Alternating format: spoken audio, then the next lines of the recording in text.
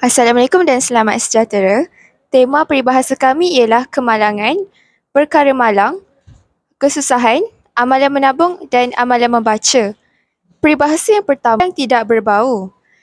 Maksudnya, kita tidak dapat mengetahui kemalangan.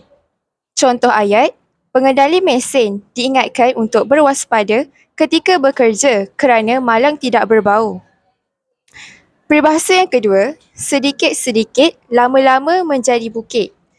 Maksudnya, sabar melakukan sesuatu, lama-lama berhasil.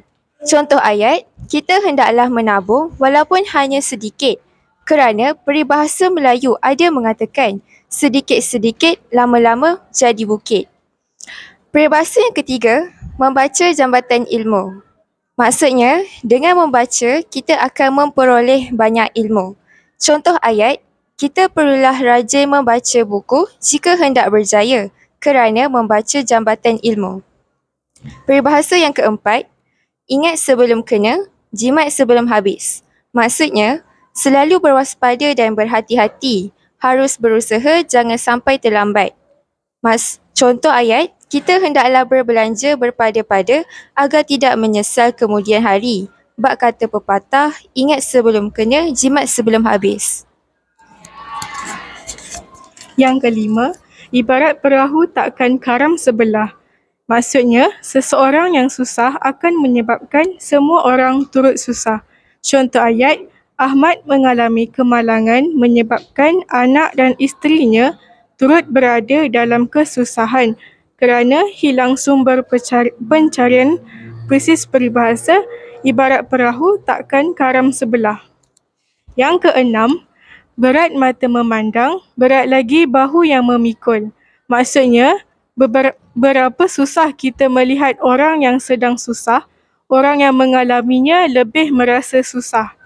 Contoh ayat, Adib berasa kasihan terhadap nasib yang menimpa rakannya, tetapi dia tidak dapat berbuat apa-apa kerana berat mata memandang, berat lagi bahu yang memikul. Yang ketujuh, sudah jatuh ditimpa tangga. Maksudnya berturut-turut mendapat kesusahan. Contoh ayat, nasib Syafiqah sungguh malang kerana hanya beberapa hari setelah kehilangan pekerjaan, rumahnya pula hangus terbakar, umpama sudah jatuh ditimpa tangga. Kelapan, ilmu pelita hidup. Maksudnya, ilmu merupakan cahaya yang boleh menerangi hidup seseorang.